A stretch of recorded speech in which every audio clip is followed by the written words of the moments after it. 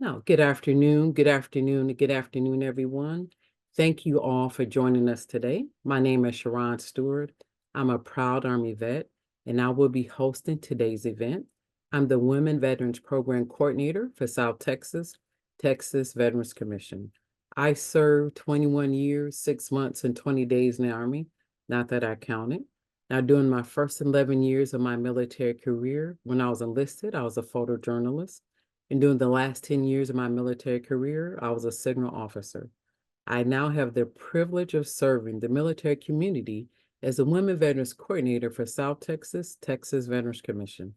The Texas Veterans Commission, which is a state-level agency, is comprised of several departments and/or programs. We have a Veterans Mental Health Department, claims, education, employment, entrepreneurship program, grants, healthcare advocacy, and we're one of the few states in the nation with a full-time women veterans program. And all of our services are free 99. We don't charge anything or anyone for the services that we provide the veteran community. Dr. Krista Matthews, proud Army veteran, is director of the Women Veterans Program. Ms. Catherine Smith is the coordinator for North Texas, and Ms. Melissa Harpro is the coordinator for West Texas. And TVC is currently recruiting for the East Texas position. Now, thank you so very much for joining me and my treasured guest today. Momentarily, we will discuss domestic and intimate partner violence. I know that this can be a very triggering topic, so if you need to step away for a while, please feel free to do so. But for the sake of your privacy, we're asking that you keep your cameras off and mics muted, and to please refrain from posting anything in the chat that you don't want anyone else to share. And please feel free to review the chat where momentarily I will be replacing resources. I will also email resources at the conclusion of today's events. And if you want to save the chat, please click on the three dots at the top right of the chat box. Now, today we have with us Ms. Ayana Brown, who is certified in mental health first aid and is an anger management specialist, Navy veteran, spouse, mother, and founder of Reach Pear Support. And next speaker will be Ms. Rochelle Pierce, licensed professional counselor, military spouse, and facilitator of a woman's healing trauma group with the Samaritan Center in Austin. We also have Ms. Janie Whitefield, my fellow Army veteran, and the Military Veteran Peer Network Program Manager, Veterans Mental Health Department, Texas Veterans Commission. Now, before we begin our discussion, I wanted to provide a general definition of what domestic and intimate partner violence is. The VA defines intimate partner violence when a former or current intimate partner, like a boyfriend, girlfriend, partner, spouse, stalks, harms, or threatens to harm their partner. The Center for Disease Control and Prevention defines domestic violence as physical violence, sexual violence, stalking, and psychological aggression, including coercive acts by a current or former intimate partner. The CDC also noted that domestic violence has no bounds and occurs in intimate partner relations regardless of culture, race, religion, or socioeconomic status. Now, I also wanted to share with the audience some very sobering statistics regarding women veterans and domestic violence. According to some statistics, up to 7 in 10 women veterans have experienced intimate partner violence. Among active duty females, 36% report having experienced intimate partner violence while on active duty. In an article that came across while doing research for this event, the VA stated that intimate partner violence poses a significant public health burden, and that some of the outcomes of an intimate partner violence can include social, physical, and mental issues and concerns such as family dissolution, adverse pregnancy outcomes, and can absolutely impact mental health.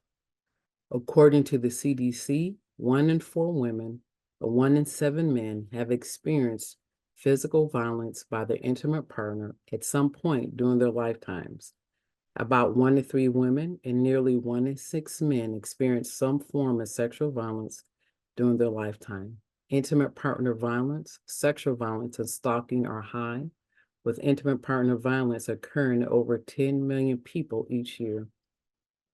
And last but not least, the Texas Council of Family Violence revealed that 205 women in the state of Texas died as a result of domestic violence in 2023, and 77% of the victims were killed by firearms.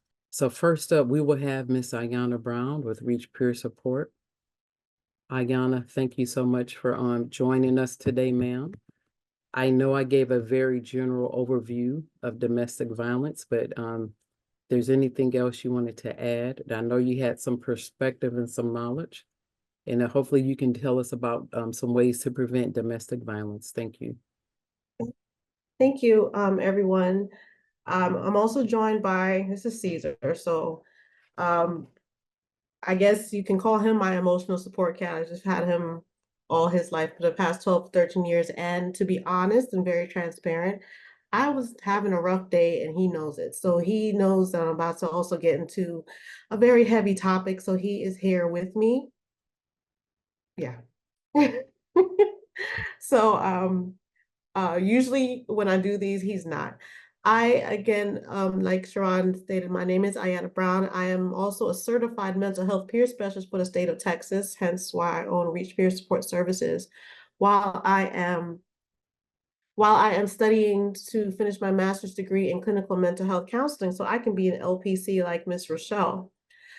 I'm originally from New York. I served in the Navy. However, I'm not only a disabled Navy veteran, I am also a military spouse of a disabled veteran. My experiences are many, but today we're going to focus here because part of what I do is I don't want to say I treat clients, but I tend to be in whole space for clients that are dealing with domestic violence, or we say intimate partner violence. So I'm going to share my screen.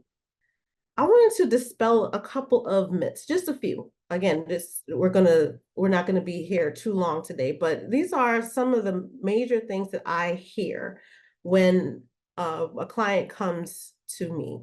And one of the myths I hear is that victims of domestic violence are codependent, but the truth is they're not. That doesn't necessarily mean that they're codependent, but rather they are responding to abuse. And I also made sure that because quite a few people are not aware that just the same way that there's an Alcoholics Anonymous, there is a Codependence Anonymous group that is free and available both in person and virtually, that you can learn more about the true definition of codependency and have some supports for it. So the thing about it is codependency can develop as a result of the abuse. So experiencing or witnessing domestic violence, especially in childhood, can lead to codependent behaviors later in life. So for example, you think about maybe an abused person is held responsible for the abuser's feelings or behaviors. Well, with a codependent person, they take the responsibility voluntarily. So that's kind of how I explain the difference. Another myth is that abusers cannot control their anger. Like it's always an anger problem. One of the clientele that I tend to see is I get quite a few people that have been required to take courses due to court issues. Well, domestic violence is about power and control. It's not specifically just an anger thing. Abusers often can control their behavior in other settings and with other relationships, you will find. And also, one of the things I wanted to make sure is people understand that domestic violence is not strictly physical abuse. I'm going to touch on that a little bit more. Again, domestic violence is a pattern of behaviors used to gain or maintain power and control. Now here we have the power and control wheel. If you're not familiar with it, this is something that we share in instances like this. This happens to be a more gender neutral one. As you know, this is 2024. We're trying to make sure everyone is seen. So what I have noticed with quite a few of my clients is they come in, maybe the court has required for them as the abused or the victim of domestic violence to come in, and they are in complete denial. No, this person did not hit me. No, they did not sexually abuse me. So what I do is I show them this, and I give them a highlighter, and I have them just highlight the things that their partner has been doing. And it's usually pretty sobering. So like I said, it's not all about physical abuse. It's making you feel guilty and humiliating you, questioning your identity. It's using privilege, like cutting off access to resources. We see that quite a bit with financial abuse. Again, using economic abuse, preventing you from getting or keeping a job. I see this so often. Coercion and threats. Just because it's verbally does not mean that it's not abusive. So those threatenings, those threatening you, threatening to leave or commit suicide to control you, these are all part of abuse.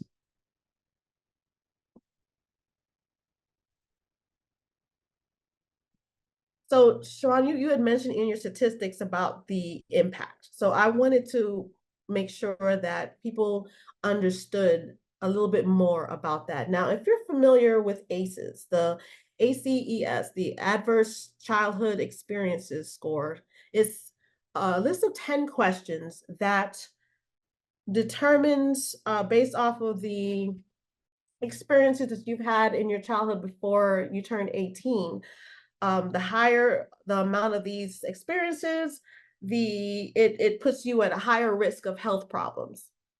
So you will see that physical abuse is there, as well as emotional or sexual abuse. We see physical neglect and emotional neglect. We also see mental illness. If a person has an incarcerated relative, those are factors. Also observing, in this case, it said specifically your mother or mother figure being treated violently, which again is part of domestic violence, as well as substance abuse or witnessing a divorce. Those are all part of your ACEs score. And again, you see that domestic violence is a part of that, that again can impact your health overall as you grow.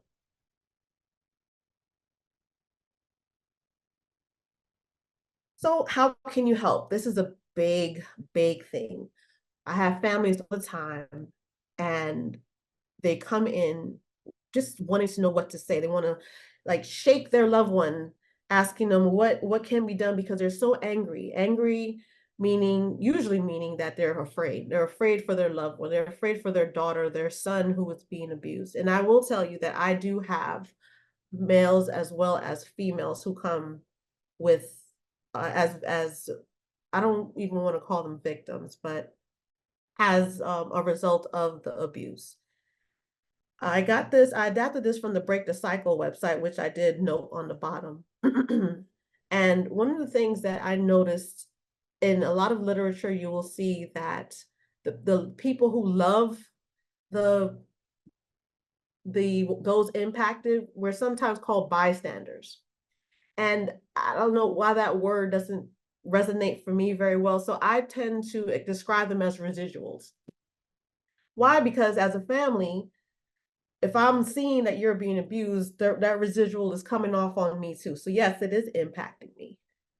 And I am worried about you, and I'm stressing just as much, right? Again, you might be the mother or the loved one that again is part of those ACEs scores. So understanding that your anger towards even your loved one who's going through this is probably masking your fear that they're going to be hurt. So telling the person that you are concerned for their safety and reminding them that the abuser is the one who's responsible for this abuse. Understanding that you cannot rescue them is a big thing, and it's very difficult. You may need some professional help on your own. because it's not natural. This is why we go to professionals. We have to learn skills sometimes to not do what is the natural thing, which is to want to protect. So that's why I did mention, please do not confront the abuser, because it could be dangerous for you and your friend or relative. And lastly, being supportive and patient. Now, this is the big thing right here. Be available to listen without judgment. That part right there, it is so difficult. It is not natural. It is something you have to be very intentional about learning the skills to do, to be supportive. So how can you do that? And I can't see everybody's faces, but I wanted to give you two free, well, they're usually free, two free courses that could possibly help you learn how to listen more, how to actively listen, especially in a scenario like this. So because we're in a veteran setting, I want to mention, for those who don't know, and I'll put it in the chat afterwards, there is an organization called VTS, I want to say the Veteran Transition System, that gives us free access to Coursera. And with that, I was able to get my psychological first aid certification from the Johns Hopkins University for absolute free. So that is one course that teaches you a little bit about working with people who are in crisis. However, some of us have heard of mental health first aid. It is so rampant now that you can possibly go on Eventbrite and just find a class, and they're usually free at this point because so many grants cover them. So I highly recommend both of those. Finally, I wanted to share this short video with you because this is another very not well-known resource that we have right here in San Antonio, and it's the Reflejo Court. It used to be called the Domestic Violence Court. This program is all about decreasing domestic violence through offender accountability. Let's check it out for 3 minutes. Domestic violence situations, but it works with offenders, not survivors. The Bexar County Reflejo Court puts first-time domestic violence offenders through an intensive series of classes. Here's the thing, though. If you look at their numbers, it's working what they're doing. A graduate told Courtney Friedman that the program saved her life and stopped the cycle of trauma in its tracks. This story is part of Courtney's series, Confronting Domestic Violence, Loving in Fear. It was on December 10th when which is my sobriety date, I ended up going back to jail for my last time. And that was when my whole life turned around. After a series of arrests involving substance use and a first-time domestic violence offense, Megan Moran ended up in the Reflejo Court program, a Bexar County court run by Judge Rosie Speedlin Gonzalez, targeting the domestic violence offender with the intent to reduce recidivism. Moran wound up in this Pathways to Healing class with about 10 other people just like her in front of instructor John Diego Vaca. Nobody else can put the work into it, but who? You. Nobody else to blame but who? Yourself. Vaca says the key to the program's success is unlocking and stopping generational trauma. I found out that they were victims first. They were offended first. Someone offended them through sexual molestation, through being burnt by cigarettes, beaten down to a pulp. In 26 sessions that last about a year and a half, the participants learn how to deal with that trauma and regulate their emotions so they don't continue abusing people and substances. Where do they end up at? Back in prison for life. Homeless. And continuing to burden the community's safety and money. Because if you leave them in jail, they're just going to become worse, right? And then the taxpayers were paying for that. In 3 years, they've graduated 28 people. Vaca says 27 have not reoffended. This year, they even won the Ruben G. Reyes Award for Outstanding Specialty Court Team. Every area of the state of Texas had to nominate us to receive this award. Fueling that accolade, people just like Moran, now a thriving, reformed member of society. She has seen her part in the damage caused and finally broken her generational cycle of trauma. I wanted to share that because the truth of the matter is one of the frustrations we have as the residuals is that we will sometimes have to witness our loved one going back to the offender.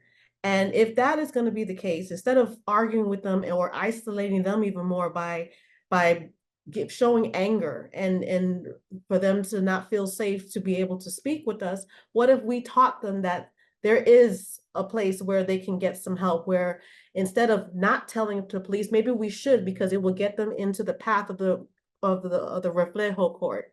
Now, the Reflejo court in San Antonio is 1 in 3 in the nation that is trauma level 1 certified.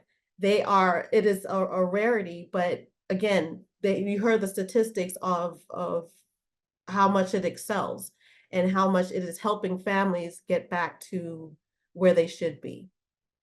So finally, this is real quick. You can take a picture, or Sharon will send a link later. I am a student, so I would appreciate if you could answer 6 very short questions about what you learned today or how I presented. This would also be kind of like my attendance to show that I was doing this for school. And finally, I will leave you with some resources. So you know me. And again, these will come to you because these are links. So I wanted you to know about the Domestic Violence Hotline and the Family Violence Prevention Services. The Reflejo Court actually does have a mini documentary that's on YouTube. So you will have a link to that, as well as domesticshelters.org and the Reflejo Court fact sheet. Finally, I wrote on LinkedIn a news article, well, an article about specialty courts, because not many of us know about them. Not only is there a domestic violence court, there's a veterans treatment court. These are courts specific to special populations that give them extra services and can eventually help them expunge their record. So I thank you so much for your time. Thank you, Sharon, and I am complete. Any questions? Or questions will be later.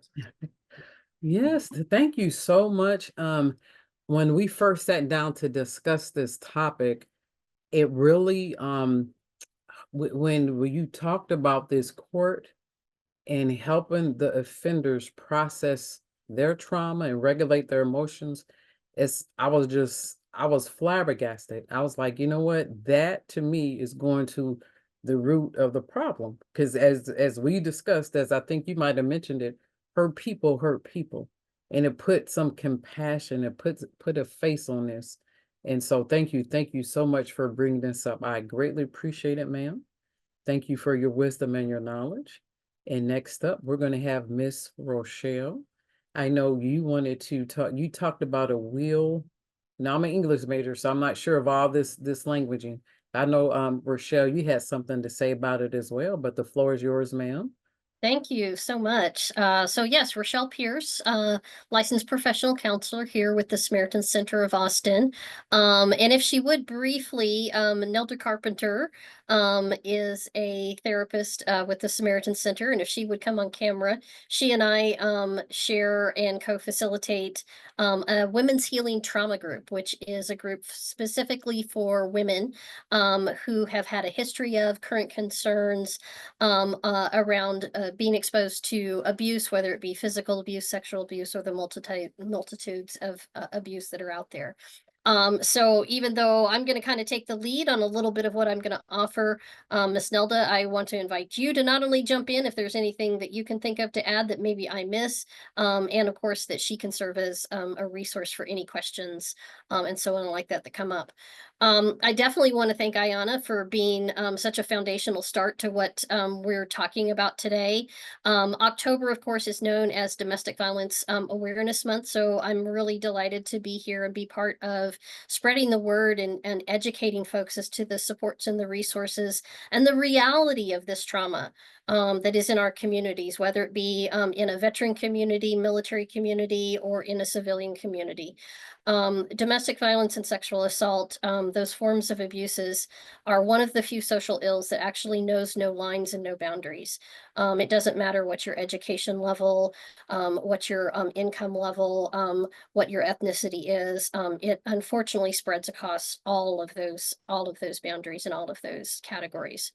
And Ayana gave us a great foundation for hopefully a little bit of the information that I'm going to take a little time to expand on. I pulled a lot of information looking more at maybe kind of offering a little insight on the sort of preventative studies, preventative aspects that are, being made available to our community and the resources that support survivors. And again, of course, looking at the preventative models that are possibly available to us. I do want to reinforce, of course, that violence takes many forms. It does include intimate partner violence, sexual violence, child maltreatment, episodes of coercive control or manipulation, bullying, suicide, elder abuse, and neglect. And these forms of violence are often interconnected and often share the very, very same root causes. One of the resources I'm going to lean on is the power and control wheel that Ayana introduced. And we've got a short video that does a really great job that I'll show here in a minute that kind of explains a little bit of the dynamics and the research that was put into the power and control wheel. One of the things that that really can keep people vulnerable to risk factors and so on like that is that it's more than likely that people will experience the violence under risk factors that is included in the ACEs that Ayana introduced to us, which is the Adverse Childhood Experiences Scale, which was developed by the CDC and the Kaiser Permanente programs many, many years ago, and it actually continues to serve very foundationally for looking at various risk factors and so on like that for folks in our communities. The impact of the ACEs is cumulative, meaning that more ACEs a child is exposed to, the higher likelihood that they will experience some of these health and social problems later in life. And believe it or not, the life expectancy of people with 6 or more ACEs is 20 years shorter than those without it, which is a pretty outstanding statistic in my book, at least. One of the other statistics that I thought would be important to kind of add on to is looking at prevalent communities such as the LGBTQ plus community. Say that really quickly 5 times, please. There are actually 44% of lesbian women and 61% of bisexual women, compared to 35% of heterosexual women that say that they've experienced episodes of rape, physical violence, and or stalking by an intimate partner in their lifetime. And according to the survey that this information was taken from, about 26% of gay men, 30% of bisexual men, compared to 29% of heterosexual men have experienced rape, physical violence, and or stalking by an intimate partner. I also just recently came across a study out of the UK where it is actually showing that 1 in 25 men have become victims of domestic violence, oftentimes the women being the perpetrators in those. So this, again, it just really kind of, expresses and expands the fact that this form of social ill actually knows no boundaries. One of the things that we want to look at sometimes, of course, is like, what are the causes? What brings people to do this? Well, already we've highlighted a few bits of information. The ACEs, remember, as Sharon just said a few moments ago, hurting people hurt people. This is something that, again, that research kind of shows over and over that, people who experience one form of violence may more than likely experience other forms. Additionally, people who engage in violence in one context, say, maybe assaulting a peer or something to that, are also likely to be more violent in other contexts, such as, dating relationships, intimate partner relationships, and so on like that. Research has actually shown that various forms of violence share common consequences that can negatively impact mental, emotional, physical, and social well-being. And these consequences may contribute to chronic health conditions, the things like the cancer, cardiovascular disease, lung disease, diabetes. And lastly, the research has found that different forms of violence also share the common risk and protective factors that we've begun to introduce. Again, we're leaning back on the ACEs here again. One of the other factors that sometimes kind of comes up is the thought that, well, people with mental illness, that there's an inability to control themselves because, hey, their mental illness is kind of taken over and so on like that. But actually, most of the research shows that that's not true. Most abusers who live with any kind of mental illness simply have two issues. One is the mental illness themselves, and secondarily, the propensity to abuse their partner. So I'm going to, again, try to do the share screen thing here. And if I can get it all right, and then of course, making sure that I'm sharing the sound, somebody signal me if for any reason that doesn't happen. Now I will preface this video with saying that this video does really lean in on the idea that men are the perpetrators and that they're in heterosexual relationships with women. But again, it really does speak to the totality of the dynamics that this study and this research has given to us. So I want to talk to you about the power and control wheel. It is a wheel that was developed in Duluth, Minnesota in the early 1980s, and it was advocates talking to women who were battered, many conversations about what it's like to live with a man who beats them into submission. What are all the ways in which he gets this done? And when you look at the wheel, on the outside you see this physical and sexual violence. And then on the inside you see these 8 different tactics and ways in which they achieve this dominance over their partners. A lot of those tactics inside that wheel are things that might happen in other relationships that aren't battering, like emotional abuse. What changes in these relationships is when physical violence or the threat of it has been used in the relationship, it changes how those tactics play out. So for example, if a man comes home in a nonviolent relationship and announces to his wife that he's not going to do any domestic chores anymore, that would probably cause some sort of a sit-down conversation between the two of them. However, in a relationship where there's battering, if he comes home and announces that he's not going to do any domestic chores from this point forward, then she's got a lot to think about and how she wants to respond to that, because he's proven that he will use physical violence to get her to submit. And so the way in which those tactics play out changes when there's physical and sexual violence in the relationship. And then if you see that power and control in the middle, that's what he ends up with when he uses the violence and all these different tactics to dominate her. He ends up with power and control. Now, most men won't say, I want power and control over her. That wouldn't be their language. What they often end up saying is that I want her to shut the hell up. I want her to stay home. I want her to get the kids in bed. I want her to discipline the kids in the correct way. That's what he's trying to get. He has this way of trying to get her to constantly do or execute the world as he sees it. And the tactics are how he achieves that.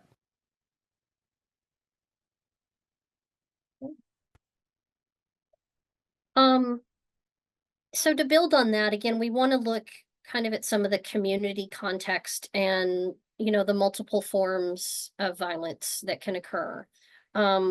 One of the things that we look at through the ACEs in particular as one of the subjects is that, safety in itself is not evenly distributed.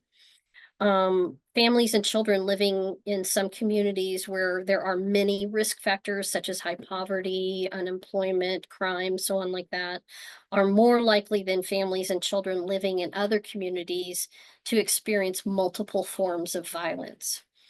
Things that increase people and communities' resilience to violence will include resources and services, mental health and substance abuse services, support and connectedness in one's community. Remember, isolation creates barriers to communication. And if we cannot communicate, we can't co-regulate. And there, of course, we can't feel or even be safe. So this is the reason that so many of these programs addressing issues like we're talking about today become so important. We need to spread the wealth of the availability of this information and be able to look at ways that we can offset the risk factors. Remember, violence, of course, can lead to more violence. Survivors of one form of violence are more likely to be victims of other forms of violence. Survivors of violence are often higher at risk for behaving violently themselves. and people who behave violently are more likely to commit the other forms of violence. Understanding shared risk and protective factors of violence can help us to plan how to prevent the multiple forms of violence all at once. Thinking about our communities and being able to, look at factors that contribute, really leads us to the idea of part of the reason that we do what we do. Even though many of us in this forum today are here knowing that we're working with people that are survivors of these various, forms of trauma and so on like that. But there's an important part of understanding that we can be part of the preventative model as well. That the CDC uses different socio-ecological models to better understand the violence, and therefore it helps, of course, to build on the kind of programs that become, designed and so on like that for us. The CDC in itself usually starts looking at the individual basis, the first level basis, and they're identifying biological and personal history factors that increase the likelihood of becoming a victim a victim or a perpetrator of violence. So again, we're back to leaning on the ACEs a little bit. And then they begin to look at second level relationships, where again, looking at close relationships that may increase the risk of experiencing violence as a victim or a perpetrator. And then they move further into community. That's their third level setting, where they begin to look at schools and workplaces and neighborhoods and so on like that. And then they lastly look at the societal, the fourth level, where again, they look at the very, very broad societal factors and so on like that, that can contribute to this. And this is part of the model that they use to kind of build on and develop certain strategies. One of the strategies that they first look at is the defining and monitoring the problem. Second, identifying the risk and protective factors, which again, we've gone over, and then developing and testing out the preventive strategies. One of the examples I'll give on this is, if many of you may recall, oftentimes when you go into the doctor's office nowadays, whether it be for a general physical or something like that, one of the questions that your doctors or medical professionals will ask you, if you've ever gone into the ER, same thing, they will ask about any sense of danger or if there's any fear for their safety and so on like that. These are examples of how they are developing and testing these prevention strategies. I'll actually even give you a personal example I had recently. I went into my bank and I had to make a really large withdrawal. So I was moving money from one account to another. And so it was a substantial amount of money that I had to take out in cash so that I could then transfer to the other bank because I just didn't have my banks connected. And I had to have about a 5-minute conversation with the bank personnel to ensure that I was walking out of there and that I wasn't being forced to come and make the withdrawal of this money. It was outstanding. It was a little, I was a little taken back by it. But it was also one of the things that when I finally sat in my car with the money in my lap, I was grateful that they asked about. Again, a very good example of how, again, we're starting to spread the education and testing out these preventative measures. Because if I had to say yes to that bank personnel, something very, very different could have come together for me when it comes to the help that I may have been deserved of and the ways that it could have stopped any further perpetuation of harm on myself or others. So that's just kind of a personal example that I give. And then last step that they like to do is they like to assure that there's widespread adoption of, the test strategies that have been developed and so on like that. And this is where we see our funding is created for agencies to offer services and education in the various areas, and particularly around domestic violence and sexual assault recovery. And ways that, again, that we can teach our families, our children, our workplace setting individuals, our community, and so on like that, as to ways that they can make a difference in putting a stop or decreasing the way that these events may happen in people's lives. I think that's probably what I can offer at this time. I certainly want to open the floor to Nelda in case there's something she can offer when it comes to the work that she and I do together. But other than that, I think I can call my time done, Sharon. Awesome sauce. Rochelle, I think you covered everything lovely. The only thing I would add, and I'm sure all of you feel that, is that working in a support group and seeing the amount of courage and stamina and persistence that women show as they move toward recovery is just such a joyful thing. And it's a blessing to get to be working in that area.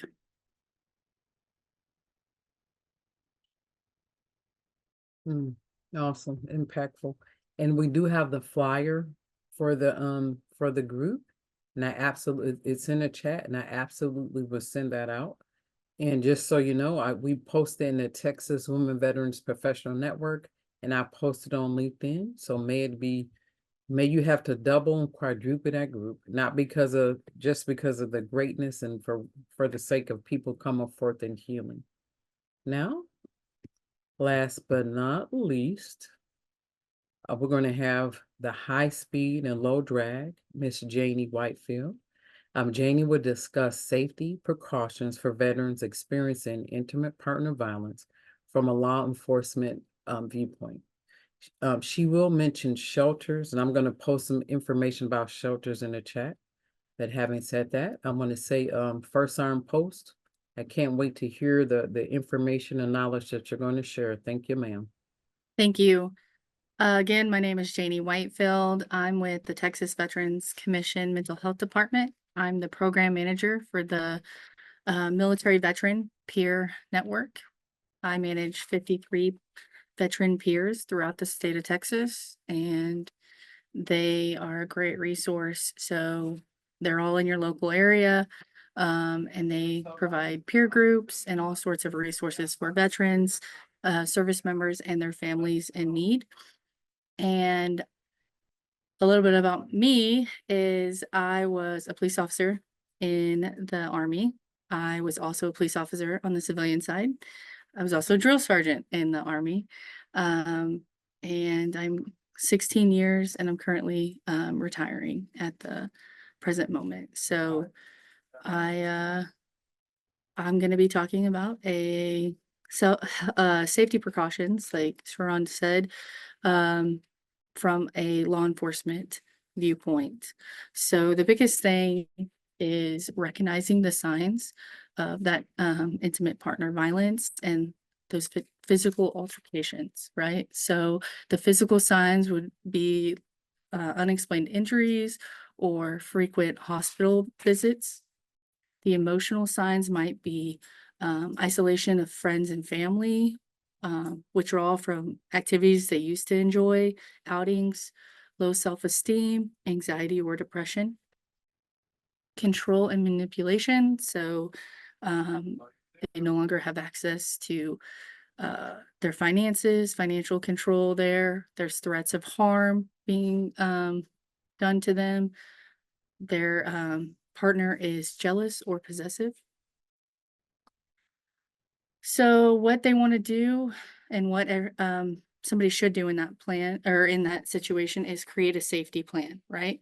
So know your resources, familiarize yourself with local veterans services, shelters, and law enforcement agencies and contacts. I know a lot of time that people see the police and they're like, yeah, I don't want to go. Like same with drill sergeants, right? They turn the other way. They're like, no, not going that way. So they are there to help assist, right? I mean, and it was a running joke when I was a police officer. Nobody clapped when we showed up. We showed up on somebody's worst day. We're not like firefighters who rescue kittens from trees and everybody's like, woo, yeah. So definitely they are there trained to help de-escalate the situation, assess the situation, and help those victims. So just know your resources. And again, veteran to veteran, there are those peers in your area that can help within that network. Prepare an emergency kit. And that would be to include like your ID or any medical records, have those like in a go bag, easy access. So those are a big thing that somebody in an intimate partner violence situation Usually they're trying to get out fast and they don't have any of their things. So that's always a good thing to have. And then any medications or money as well. Establish a safe place. So have a network, right? It takes a village these days, and have a safe person or persons that you can stay with and feel safe. A communication plan. So I think we talked about this a little bit earlier, but having that prearranged signal or code in case, like she talked about the bank, right? She had to withdraw the large amount of money. They had to walk her out. So just have a prearranged code or signal with a trusted person to be able to alert. So number 3 would be to utilize those veteran support services. So again, those PSCs, they can connect you with those their local resources in your local areas, and also those peer support groups. A lot of the time, they have spouse groups for the veteran spouse, or they have like online support. They also have like peer-to-peer, because it's a lot easier for one veteran to talk to another veteran because they've been in it, they've walked a mile in each other's shoes. So the support services out there, there's the VA, the Department of Veteran Affairs. They handle counseling, mental health, and they also do housing for somebody that is experiencing IPV. The Military Family Advocacy Program, FAP, they provide resources specifically aimed at preventing family violence among active duty personnel and veterans. And then again, we talked about the Military Veteran Peer Network, which is what I run. So know when to call for help and who, right? The right resources. So if somebody is in immediate danger, 911. There are law enforcement officers there trained to de-escalate those situations. I mean, half the calls I went on when I was a police officer was family violence calls. And it's very unfortunate, but it does happen. Non-emergency situations, report non-emergent concerns. So obviously, something that's not life, limb, or eyesight, right? So nothing that's, somebody's not in the fear of imminent danger. So those non-emergency situations, you can report those to law enforcement, or there is a Veterans Assistant Hotline, the National Domestic Violence Hotline, and that number is 800-273-8255, and you can press 1. Or if that individual, because a lot of people don't like to call and talk, you can also text. So the number to text would be 83-82-55.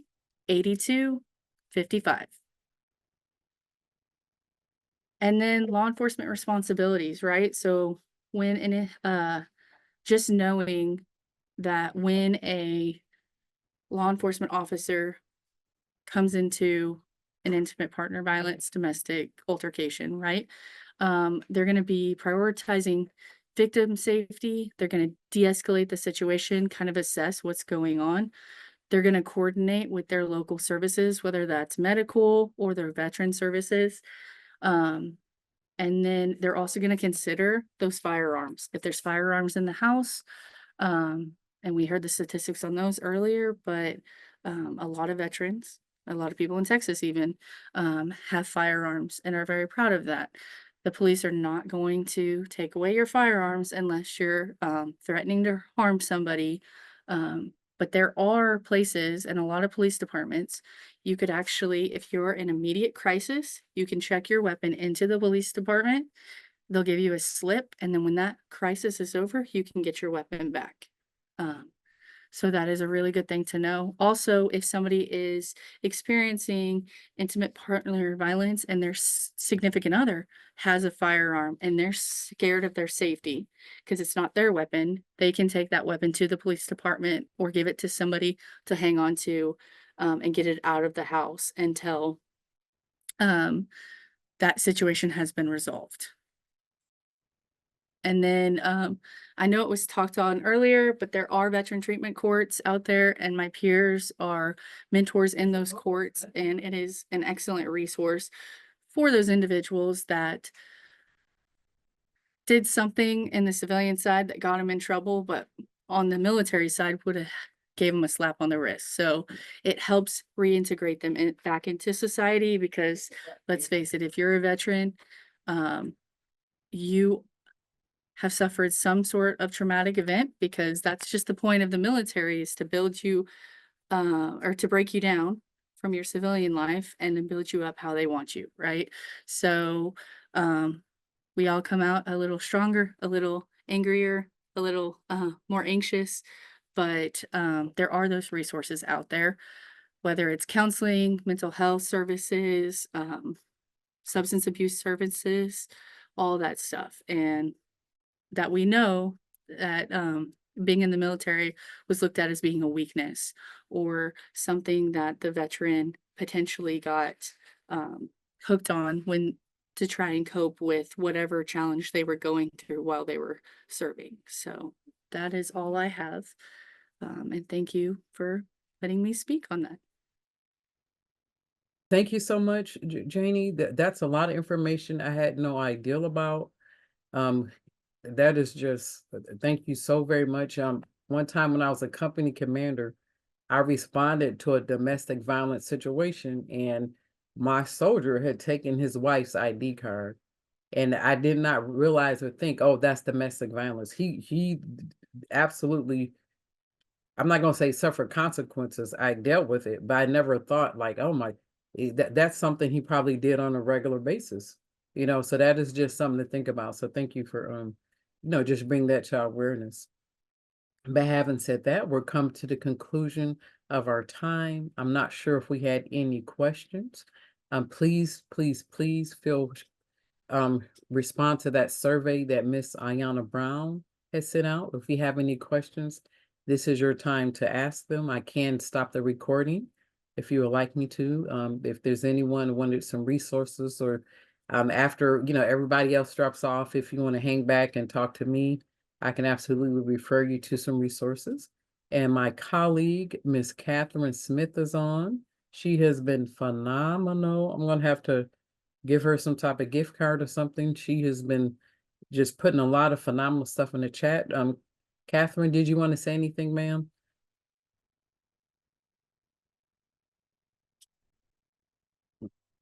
So I guess that's new. Okay. Oh, there you go. Okay. Yes, I was trying to unmute. Hi, everybody. I'm Catherine. I guess what I'd like to talk about is that we do have, for our resource meeting in November, I believe it's on the 14th, we will have women veterans showing their art. On the link, we have about 14 pieces of art, and we'll also have a director's court cut where we are showing all 24 pieces of art. So if you all would please come out, well, on the virtual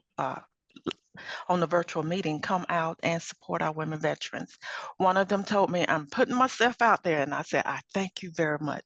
So if y'all would please try to support them at our virtual meeting. Okay, and I put that that event at the top of your chat. Thank you, Sharon. Thank you. Thank you so much for all this wonderful information.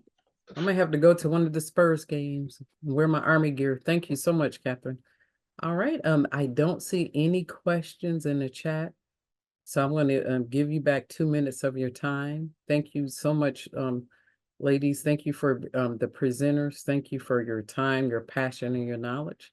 Having said that, my name is Sharon Stewart, Women Veterans Coordinator, South Texas, Texas Veterans Commission. This concludes today's webinar.